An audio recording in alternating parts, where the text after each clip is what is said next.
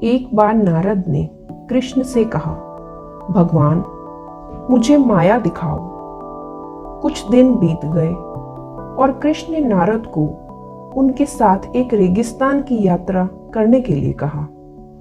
और कई मील चलने के बाद कृष्ण ने कहा, नारद, मुझे प्यास लगी है, क्या तुम मेरे लिए पानी ला सकते हो?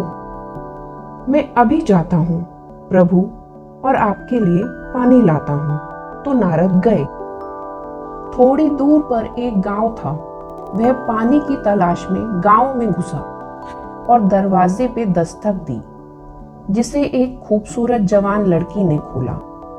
उसे देखते ही वह तुरंत भूल गया कि उसके प्रभु पानी के लिए इंतजार कर रहे हैं। वह सब कुछ भूलकर लड़की से बात करने लगा। पूरे दिन वह लड़की से बात करता रहा और वह बात प्यार में बदल गई। उसने लड़की के पिता से लड़की का हाथ मांगा और दोनों की शादी हो गई और दोनों के बच्चे भी हुए। इसी तरह 12 वर्ष बीत गए। उसके ससुर की मृत्यु हो गई।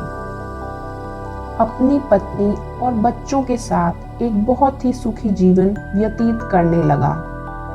अचानक एक रात नदी इतनी तेज उठी कि वह अपने किनारों से ऊपर बहने लगी और पूरे गांव में बाढ़ आ गई। घर गिर गए, आदमी और जानवर बह गए और डूब गए और सब कुछ धारा के वेग में तैर रहा था। नारद को भागना पड़ा।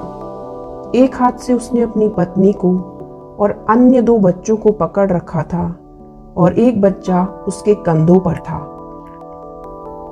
कुछ देर बाद उसने देखा कि धारा बहुत तेज है। उसके कंधों पर बैठा बच्चा नदी में गिरकर बह गया। नारद ने बच्चे को बचाने की कोशिश की तो उसके दूसरे हाथ की पकड़ से उसके 2 बच्चे पानी में बह गए।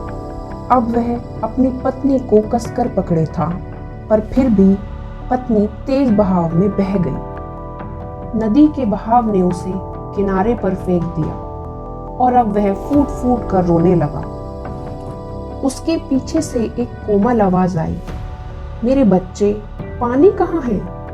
तुम पानी का घड़ा लेने गए थे और मैं तुम्हारा इंतजार कर रहा हूँ। तुम आधे घंटे से चले गए हो। आधा घंटा?